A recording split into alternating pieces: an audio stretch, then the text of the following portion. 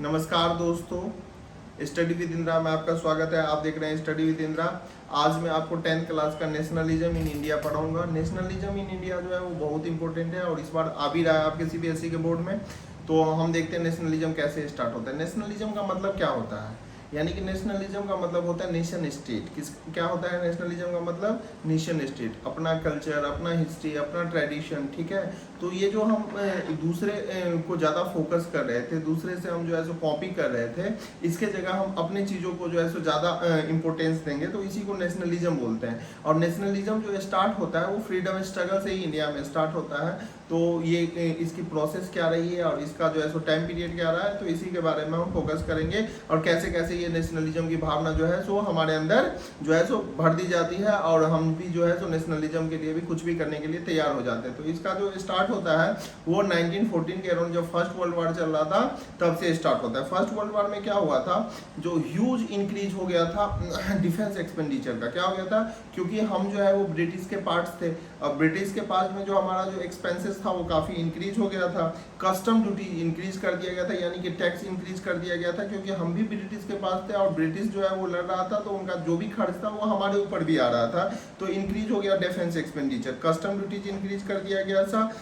Force recruitment, यानी कि forcefully rural areas में लोगों को जो है सो आर्मी में ज्वाइन करवाया गया था। तो ये जो फर्स्ट वर्ल्ड वॉर है वो कब से कब तक चला था, वो 1914 से लेकर 1918 तक चला था। ये हमारा फर्स्ट जो है वो वर्ल्ड वॉर हुआ था। और 1921 और 1920 के अराउंड जो है हमारे देश में क्या होता है, क्रॉप का फेलियर हो गया था, क्रॉप फेल हुआ था। 1921 में क्या हुआ, 12 to 30 मिलियन पीपल जो है वो डाई कर गए थे। कहाँ पे? बंगाल वाले जो प्रोविंस था वहाँ पे। तो 12 to 13 मिलियन लोग डाई कर गए थे और उसका जो कारण था, एक था फीमाइन, यानी कि भूखमरी की समस्या से लोगों का जो है सो मृत्यु हो गया था, और दूसरा हमारा था एपिडेमिक।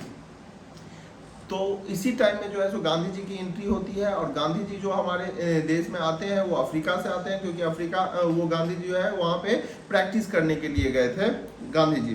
तो ये गांधी जी जो आते हैं वो 1915 में आते हैं और वो आइडिया ऑफ सत्याग्रह लेके आते हैं और अब जो है वो सत्य के लिए जो है सो यहाँ पे जो है सो जो भी करेंगे अपना वो स्टार्ट करते हैं। तो गांधी जी जो है वो 1950 में आते हैं और आइडिया ऑफ सत्याग्रह और नॉन वायलेंस जो है वो इनका विचारधारा होता है। 1950 में गांधी जी जब इंडिया आते हैं साउथ अफ्रीका से, तो आते ही वो तीन जो है वो ऑर्गेनाइज करते हैं, 3 सत्याग्रह वो ऑर्गेनाइज करते हैं। तो सबसे पहले वो हिंदू विश्वविद्यालय यूनिवर्सिटी बनारस जाते हैं। वहाँ पे जो है जो बिहार का एक राजकुमार शुक्ला नाम के व्यक्ति होते हैं जो उनको इनवाइट करते हैं, जो सर बिहार में बहुत प्रॉब्लम है, इंडिगो के खेती में बहुत ज़्यादा प्रॉब्लम है। 3 कठिया सिस्टम से वहाँ पे इंडिगो की खेती की जा रही थी और फोर्सफुली जो है सो इंडिगो आपको जो है सो प्रोड्यूस करना होता था, लोगों को उसकी जो है सो प्रैक्टिसेस करनी होती थी। तो यहाँ जो है सो किसानों को खाने के लिए नहीं होता था, तो इंडिगो तो लोग खा नहीं सकता है। इंडिगो जो है वो तो आप कैश क्रॉप्स है, इसको जो है सो सेल ही किया जाता है, उस हिसाब से इसका प्राइस भी नहीं मिलता था।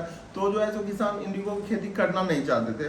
तो इसी टाइम में जो है सो गांधी जी जो है सो आपको शॉर्ट फॉर्म याद रखना है, केक खाते हैं। क्या खाते हैं? केक खाते हैं। तो सी से क्या होता है? चंपारण। तो सबसे पहले गांधी जी ने कौन सा विद्रोह किया? चंपारण का विद्रोह किया और चंपारण के विद्रोह में जो है सो गांधी जी सक्सेस होते हैं। इसके बाद गांधी जी जो है सो केक, तो एक क्या मतलब क्या होता है? अहमदाबाद। तो इसके बाद गांधी जी जो है वो अहमदाबाद जाते हैं। अहमदाबाद जाते हैं और अहमदाबाद में जो है वो वर्कर जो है वो स्ट्राइक कर रहा था, चूंकि पैंडेमिक आ गया था और लोगों का वर्किंग कंडीशन काफ़ी हार्शली हुआ करता था फैक्ट्री के अंदर, और जिसके कारण गांधी जी जो है वो जो मिल वर्कर है उसके खिलाफ, मतलब मजदूर के सपोर्ट में जो है वो सेकंड सत्याग्रह अहमदाबाद में करते हैं। और थर्ड सत्याग्रह जो है हमारा वो खेड़ा है, यानी कि केक, CAK, ठीक है, खेड़ा है। तो खेड़ा में गांधी जी जो है वो सत्याग्रह करते हैं। खेड़ा में क्यों सत्याग्रह करते हैं? तो खेड़ा में जो है सो क्रॉप फेल्योर हो गया था और क्रॉप फेल्योर की वजह से जो है सो लोग जो है वो वहाँ पे जो है सो सरकार से डिमांड कर रहे थे, जो उससे इस बार जो है सो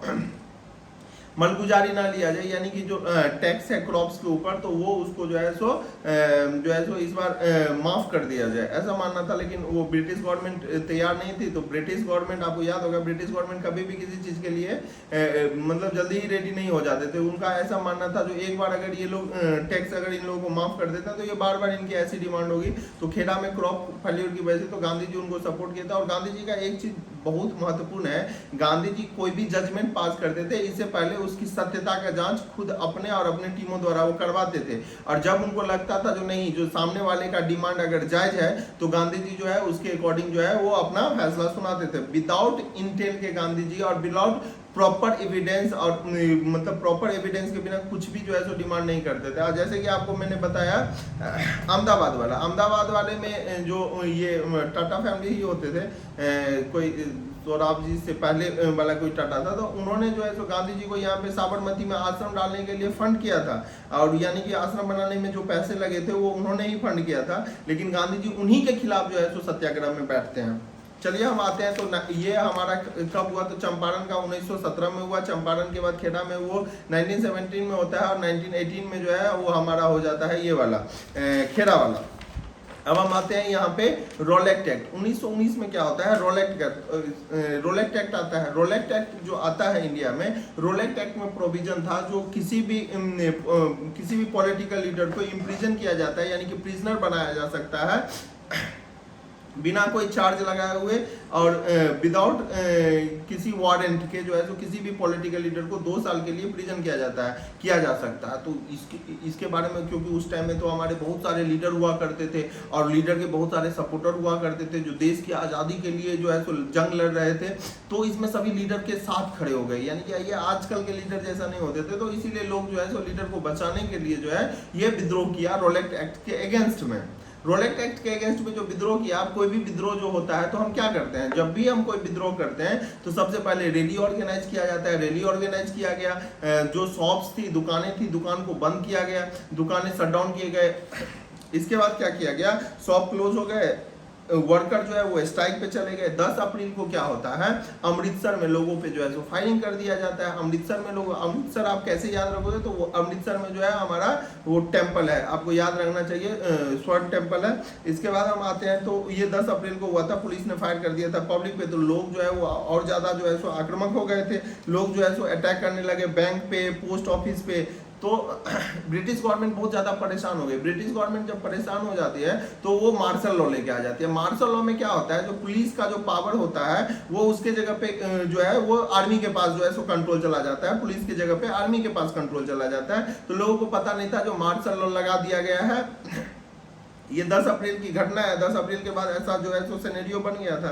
10 अप्रैल के बाद 13 अप्रैल को क्या होता है, जलियांवाला बाग का जो है वो घटना हो जाती है। जलियांवाला बाग का घटना क्यों होती है, तो जलियांवाला बाग में लोग जो है वो जुटते हैं, वहाँ पे बैसाखी की मेला चलती रहती है, और लोग जो है सो जलियांवाला बाग में जो है सो कुछ ब्रिटिश के अगेंस्ट में स्लोगन लगाने के लिए भी इकट्ठा होते हैं, और कुछ तो मेला घूमने के लिए गए होते हैं।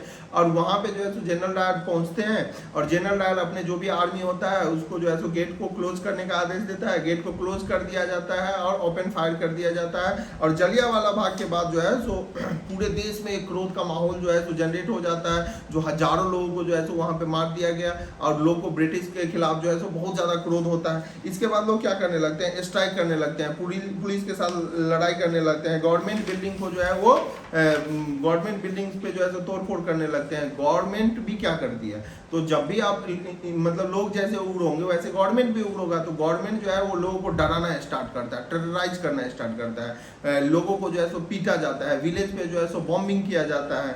रोलेट सत्याग्रह जो है वो लिमिटेड था, लेकिन ये आपको याद रखना है, रोलेट सत्याग्रह जो है वो शहर और टाउन में ही लिमिटेड था। तो गांधी जी ऐसे परिस्थिति को देख के जो है सो गांधी जी इस मूवमेंट को कॉल ऑफ कर देते हैं। और इसके बाद गांधी जी सोचने लगते हैं जो ऐसे काम चलेगा नहीं, हमको जो है सो एक बड़ा सत्याग्रह करना है, और बड़ा सत्याग्रह तभी हो सकता है जब हमारे देश के हिंदू और मुस्लिम दोनों को एक साथ ले आए। ऐसा नहीं था जो पहले जो है सो हिंदू और मुस्लिम साथ में नहीं कर रहे थे, लेकिन वो वही कर रहे थे जो कांग्रेस पार्टी से इन्फ्लुएंस थे या कांग्रेस पार्टी के मेंबर थे। लेकिन गांधी जी को था जो एक मास को जो है सो एक पब्लिक प्रोटेस्ट में लेके आना है, और मास को पब्लिक प्रोटेस्ट में लाओगे आप तो इसके लिए जो है सो कुछ सेंटिमेंट होना चाहिए। तो गांधी जी इसीलिए हिंदू और मुस्लिम को जो है सो साथ में लाना चाहते थे। इसी टाइम में जो है सो खिलाफत इशू जो है सो वो जनरेट हुआ था। खिलाफत इशू क्या था, खिलाफत इशू ऐसा था जो फर्स्ट वर्ल्ड वॉर में जो है टर्की जो है वो एक्सेस पावर को सपोर्ट किया था, एक्सेस पावर यानी कि धुरी राष्ट्र को सपोर्ट किया था, और उसमें ऑटोमन एम्पायर का हार हो गई थी। ऑटोमन एम्पायर हार जाता है, और ऑटोमन एम्पायर का जो वहाँ का जो रूलर हुआ करते थे वो रूलर के साथ साथ पॉलिटिकल लीडर के साथ साथ वो जो है वो स्पिरिचुअल गुरु भी होते थे इस्लाम के, तो स्पिरिचुअल गुरु जिनको खलीफा कहा जाता था। तो लोगों का ऐसा मानना था, जो पूरे वर्ल्ड वाइड जितने भी मुस्लिम जहाँ भी बिलोंग्स करते थे, तो उनका मानना था जो फर्स्ट वर्ल्ड वॉर में हार के कारण जो है सो उन पे यानी कि खलीफा पे जो है सो हार्श ट्रीटी कोई जो है सो इम्पोज कर दिया जाएगा ब्रिटिशर्स के द्वारा।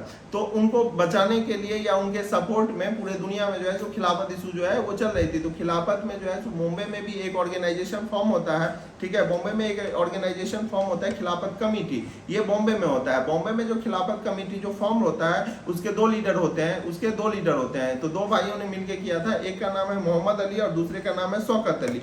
शौकत अली और मोहम्मद अली गांधी जी से मिलना चाहते थे, और गांधी जी जो है सो इसको एक अपॉर्चुनिटी के रूप में देखते थे, जो अगर हम इनके साथ मिलके जो है सो नॉन कॉपरेशन और खिलाफत दोनों अगर लॉन्च कर देते हैं तो इंडिया में जो है सो ब्रिटिश को बहुत ज्यादा जो है सो इम्पैक्ट करेगा। अब हम देखते हैं non cooperation movement. Non cooperation movement और खिलाफत मूवमेंट को आपको ज्यादा डिफरेंशिएट नहीं करना है। खिलाफत मूवमेंट जो है वो खिलाफत इशू के कारण था, और नॉन कॉपरेशन मूवमेंट था। तो गांधी जी का ऐसा मानना था जो इंडिया में ब्रिटिशर्स तभी रूल कर पा रहे हैं जब तक जो है सो लोग ब्रिटिशर्स को क्या करते हैं, लोग जो है वो ब्रिटिशर्स को सपोर्ट करते हैं और उनके लिए काम करते हैं। अगर इंडियन लोग अगर ब्रिटिशर्स को सपोर्ट करना बंद कर दे तो एक साल के अंदर जो है सो ब्रिटिशर्स का क्या हो जाएगा, पैकअप हो जाएगा।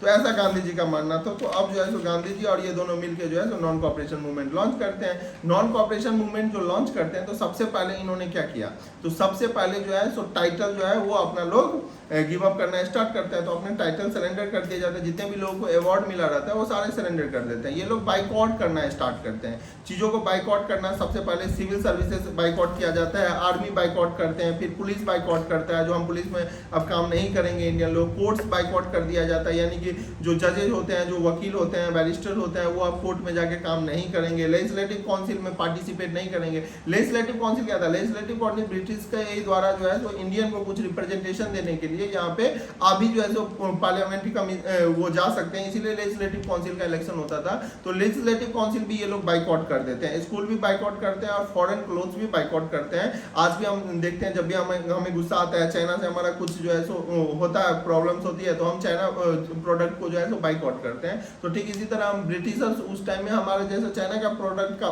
बाढ़ आई हुई है इंडिया में, वैसे ब्रिटिश प्रोडक्ट का बाढ़ थी, तो हमको जो है सो उसको खत्म करना था, और उसके जगह पे हमको इंडियन मेड क्लोथ जो है वो लाना था, जिसको खादी क्लोथ बोलते हैं। तो हम खादी क्लोथ यूज करते हैं। इसके बाद हम सेकंड टॉपिक में आते हैं, नॉन कॉर्पोरेशन मूवमेंट और खिलाफत मूवमेंट। नॉन कॉर्पोरेशन मूवमेंट और खिलाफत मूवमेंट के अंदर जो है सो हम पार्टिसिपेट कर रहे थे, और हम सभी क्या चाहते थे, स्वराज्य चाहते थे। तो अब हम नेक्स्ट पार्ट में आपसे मिलते हैं। धन्यवाद।